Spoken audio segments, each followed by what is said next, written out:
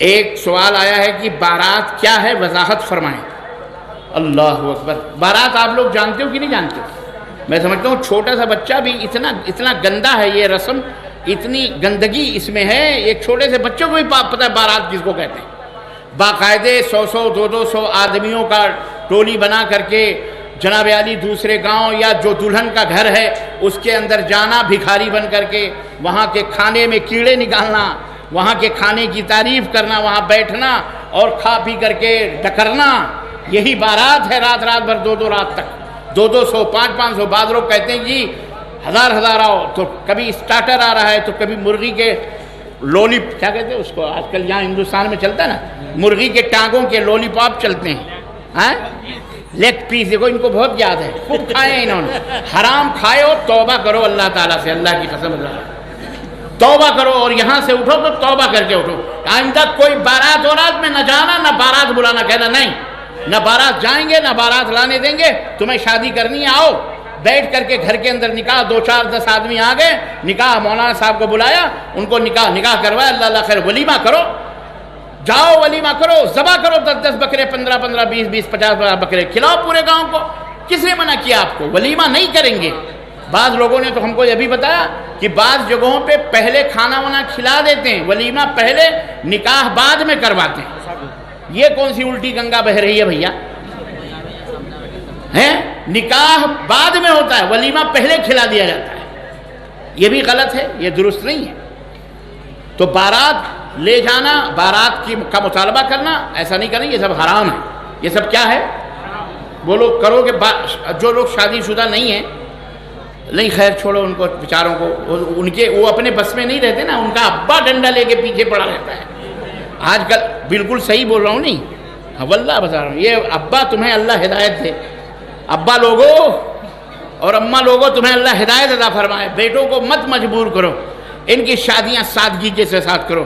اللہ کی قسم کھجوروں پر ستوؤں پر شادیاں ہوتی تھیں تو طلحہ زبیر جیسی شخصیات پیدا ہوتی تھی، امام بخاری اور امام مسلم جیسے لوگ پیدا ہوتے تھے، اور تم نے جب سے یہ کیا کہتے ہیں کار اور بنگلے لیے ہیں نا، ایسے ناچنے گانے والے آڑے ٹیڑھے لڑکے پیدا ہوئے ہیں گلی کوچوں میں جو فساد پیدا کر رہے ہیں۔ اس لیے اللہ سے توبہ کرو، اہل حدیثوں، اپنے سماج سے، اپنے معاشرے کو پاک کرو۔ میں علماء حضرات سے کہوں گا کہ اللہ کے لیے اگر کوئی شخص برات لاتا ہے تو کہہ دو ہم تمہارا نکاح نہیں پڑھائیں گے، بھلے 500 نہیں ملا، 1000 نہیں ملا، نو پرابلم، میں دے دوں گا، مجھے بتا دینا، لیکن ایسے لوگوں کا نکاح نہیں پڑھانا۔ اور بالخصوص ہندوستان کے بہت سارے تو ایسے علاقے کہ ہم نے سنے وہاں تو ڈی جے اوجے بھی لے کے جاتے ہیں۔ راجستھان کے اندر ابھی میں 2 4 دن پہلے وہاں پہ تھا، بتاتے ہیں یہاں تو باقاعدے اہل حدیث بھی ڈی جے گاجے باجے لگا کے بارات لے کے جاتے ہیں۔ یہ کیوں ہوا؟ یہ آپ لوگ کہاں چلے گئے؟ یہ کہاں بھٹک رہے ہیں آپ؟ اما سعودی عرب کے اندر اللہ کی قسم لڑکی ایک دھاگا بھی اپنے گھر سے نہیں لاتی، ایک دھاگا بھی اپنے گھر سے نہیں لاتی۔ وہ کپڑا جو پہن کے اپنے شوہر کے پاس آتی ہے نا، وہ کپڑا بھی وہ شوہر خرید کے اس کے گھر بھیجتا ہے، سونا بھیجتا ہے۔ اور یہی نہیں، تقریباً 25 یا 30 ہزار ریال، جو اسے میں سمجھتا ہوں انڈیا کے پتہ نہیں کتنے لاکھ روپے ہو گئے، 5 6 لاکھ 8 لاکھ روپے ہو گئے تقریباً۔ روپے صرف ماں لیتی ہے، ماں کو بخشش دیتے ہیں، ہدیہ دینا پڑتا ہے، تحفہ دینا پڑتا ہے ماں کو، کیونکہ ماں نے پالا پوسا ہے۔ تم ماں کو کتنا دے دو؟ بغیر تو تم نے تو بیوی کو چھین کر کے لے لیا، تم ماں کو کیا دو گے؟ خاک؟ تمہیں شرم نہیں آتی؟ کیا دو گے مادری حق؟ کیا دو گے پدری حق؟ ارے باپ نے ماں نے اپنے کلیجے کے ٹکڑے تمہیں سونپے ہیں، اللہ کا شکر ادا کرو، جاؤ مرد بن کر کے اور اپنی گاڑی سے اس کو اپنے گھر کو سجاؤ، اسے کپڑے دو، اسے زیور دو، اسے سونے دو، اسے مہر دو۔ اللہ حضرت عمر بن خطاب نے ایک دفعہ مہر کو شارٹ کیا، کہا مہر کم ہونا چاہیے، بہت زیادہ لوگ مہر مانگتے ہیں۔ ایک بڑھیا کھڑی ہوئی مسجد نبوی میں، اور اس نے کہا امیر المومنین معذرت کے ساتھ، اللہ تعالیٰ نے تو قرآن میں کہا وَلَوْ آتَيْتُمُوهُنَّ بِقِنْطَارٍ، تم نے انہیں احد پہاڑ کے برابر بھی سونا دیا ہے تو ان سے واپس مت لو، تو اللہ تو کہتا ہے احد پہاڑ کے برابر بھی سونا اگر کوئی دینا چاہے تو دے دے. آپ کون ہوتے ہیں اللہ کے اس فرمان پر بندش لگانے والے اور مہر کو بالکل لمیٹڈ کرنے والے, مختصر کرنے. تو مہر دو, لیکن تم تو 5.25 روپے سے 51 آنے پتہ نہیں کتنے مہر بڑھاتے ہو, اور باپ سے کہتے ہو ہم کو کار چاہیے, ہم کو بنگلہ چاہیے, ہم کو کھیت چاہیے, ہم کو فلاں چاہیے. یہ انٹرنیشنل بھکاری نہ بنو, مرد بنو, مرد.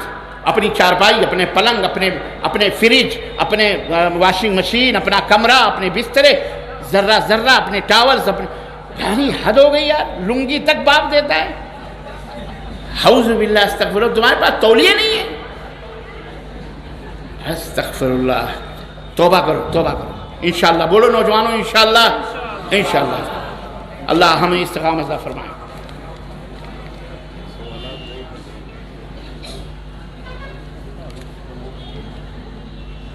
ایک سوال یہ ہے کہ ایک مکمل زندہ بچہ پیدا ہوا اور 3 دن میں فوت کر گیا, تو اس کا عقیقہ کیا جائے گا یا نہیں؟ عقیقہ کے لیے 7 دن بچے کا زندہ رہنا شرط ہے. قرآن و حدیث کی روشنی میں رہنمائی. 7 دن زندہ رہنا شرط ہے یہ تو مجھے نہیں معلوم ہے, قرآن میں نہ حدیث میں, مجھے نہیں پتہ. لیکن اتنا مجھے ضرور پتہ ہے کہ بچہ زندہ پیدا ہوا ہے, چیخ نکلی ہے, بعد میں مر گیا وہ, تو اس کا عقیقہ کرنا چاہیے. اس کا عقیقہ بولو کرنا چاہیے. یہ کس نے قرآن و حدیث کی روشنی میں شرط ہے کہ 7 دن بچہ زندہ, ایسا کچھ بھی میرے علم میں نہیں ہے, باقی اہل علم موجود ہے. جی یہ کیا ہے؟ جلسہ میں فوٹو ویڈیو. ہاں, جلسے میں فوٹو ویڈیو کیا ہے یہ؟ راجنیتک ہستیوں کو آمنترن کرنا, منگانا, دینی. سمجھ گیا میں, یعنی یہ ویڈیو کھینچنا کیسا ہے؟ دیکھو, جائز کام کے لیے یہ جائز ہے, حرام کام کے لیے یہ حرام ہے. باختم بات سمجھ میں آئی کہ نہیں آئی؟ جائز کام کے لیے. اب یہ پورے نوجوان ماشاءاللہ, اللہ رسول, یہ بھی شیطان کا شوشہ ہے یہ. ہاں, شادی کی فوٹو بنواؤ, بیڈ روم تک دلہن کی کیمرے میں آنکھ ڈال کر کے لے جاؤ اندر, نقاب اور گھونگھٹ اٹھانے تک کی سینریاں ویڈیو میں قید کراؤ. اس کا سوال کبھی نہیں کرے گا. مولوی نہیں آنا چاہیے, مولوی نہیں آنا چاہیے. مولوی سے سب سے بڑی دشمنی, مولوی سے, ہاں مولوی سے سب سے بڑی دشمنی. اللہ ہدایت عطا فرمائے. جائز کام, فارمولہ یاد رکھیں, جائز کام کے لیے جائز ہے. آپ حج کرنے جا رہے ہیں, فوٹو کھنچائیے, پاسپورٹ بنوائیے, فارم بھریے, جائز ہے, ٹھیک ہے, کیونکہ آپ جائز کام کرنے کے لیے جا رہے ہیں. لیکن غلط کام کے لیے آپ ویڈیو بنائیں, بدکاری کے لیے, برائی کے لیے, یہ تمام سب چیزیں حرام ہیں. فوٹو کھینچنا کھنچوانا حرام ہے. فوٹو کھینچنا کھنچوانا کیا ہے؟ حلال نہیں ہے, یہ حرام ہے. لیکن حلال کام کے لیے حلال ہے, حرام کام کے لیے ضرورت کے لیے حلال. ٹھیک ہے, یہ دینی ضروریات ہیں.